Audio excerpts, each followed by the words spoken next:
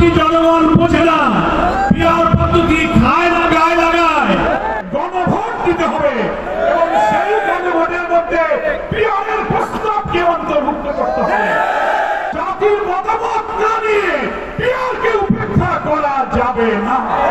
কোন কোন দলের পক্ষ থেকে জনগণের অধিকাংশ অংশের যৌক্তিক দাবিকে তুচ্ছ তাচ্ছিল্য করা হচ্ছে। বলা হচ্ছে পিআর পদ্ধতি জনগণ বোঝে না, পিআর পদ্ধতি খায় না গায়ে লাগায়। এখন জনগণ পিআর পদ্ধতির পক্ষে ঐক্যবদ্ধ হচ্ছে।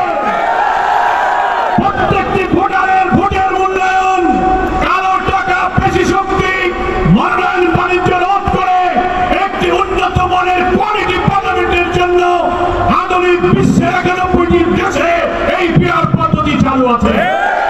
এখনো প্রধান উপদেষ্টার আন্তরিকতা, প্রচেষ্টার প্রতি আস্থা রেখে আমরা বলতে চাই, একদিকে আপনি যেমন সরকারের প্রধান, অন্যদিকে আপনি জাতীয় ঐক্যমত্য কমিশনের প্রধান।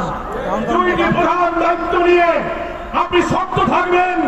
আপনার চারিদিকে যে সমস্ত কিছু উপদেষ্টাগণ আছেন, মাঝে মাঝে অন্যদিকে আপনাকে ঠেলে দিয়ে কোন একটি বিশেষ দলের প্রতি তাদের আনুগত্য প্রদর্শনের প্রচেষ্টা চালাচ্ছে।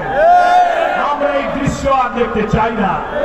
এবং জুলাই সনদের আইনি ভিত্তি দিয়ে এই দীর্ঘ 3 মাসে সাংবিধানিক, রাজনৈতিক বিদ্যমান রাষ্ট্র কাঠামোকে পরিবর্তন করে যে সমস্ত সংস্কার প্রস্তাব কষ্ট করে আমরা তৈরি করেছি, দেশকে নতুন ফ্যাসিবাদ থেকে বাঁচাতে, দুর্নীতি থেকে বাঁচাতে এবং রাষ্ট্রকে একটি মানবিক, সমৃদ্ধ, ন্যায় বিচারের বাংলাদেশে পরিণত করার জন্য জুলাই সনদে একমত হয়ে যাওয়া সকল বিষয়গুলো যেন জুলাই চার্টারের মধ্যে থাকে এবং সেগুলোর ভিত্তিতে গণভোট দিতে হবে এবং সেই গণভোটের মধ্যে পিআরের প্রস্তাবকে অন্তর্ভুক্ত করতে হবে।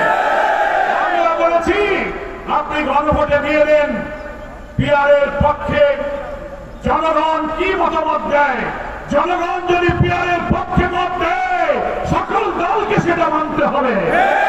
যদি অধিকাংশ মানুষ পিআর পদ্ধতি না মানে, আমরা জামাত ইসলামী সে প্রস্তাব মেনে নেব।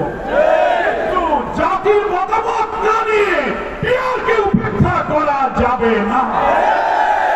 জুলাই সনদ তৈরি হচ্ছে। ঐক্যমত্য কমিশনের দীর্ঘ আলোচনার পরে যেসব সংস্কার প্রস্তাব সবাই একমত হয়েছে, সেগুলোই তো জুলাই 4 অন্তর্ভুক্ত হবে এবং সেটার ভিত্তিতেই একটা গণভোট, একটা রেফারেন্ডাম হবে। তাহলেই লিগাল এক্সপার্টরা বলেছেন জুলাই সনদের আইনি ভিত্তি তখন রচিত হবে।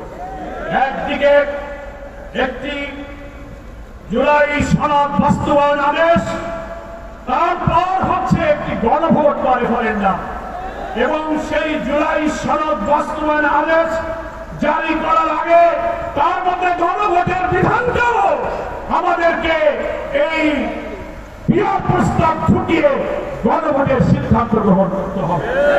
পিআর প্রস্তাব যেন জুলাই সনদের অন্তর্ভুক্ত থাকে, তার ভিত্তিতে দেশের জনগণ যেন তার ব্যাপারে মতামত দিতে পারে।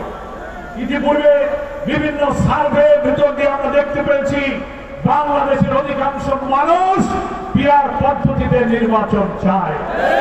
আমরা সব ব্যক্তিবৃন্দ নিয়ে ঐতিহাসিক এই গণমিছিলে পিআর, গণভোট, জুলাই সনদ এবং লেভেল